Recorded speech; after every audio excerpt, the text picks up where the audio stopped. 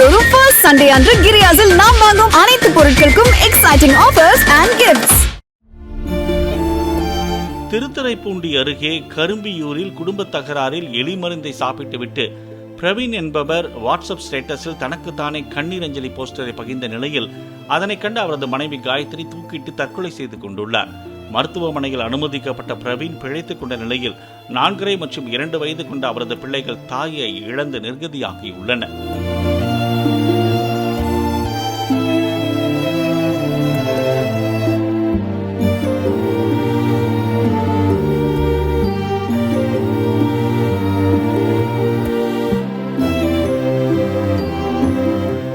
மாதந்தோறும் first Sunday அன்று கிரியாஸில் நாம் வாங்கும் அனைத்து பொருட்களுக்கும் எக்ஸைட்டிங் ஆஃபர்ஸ் அண்ட் கிஃப்ட்ஸ்.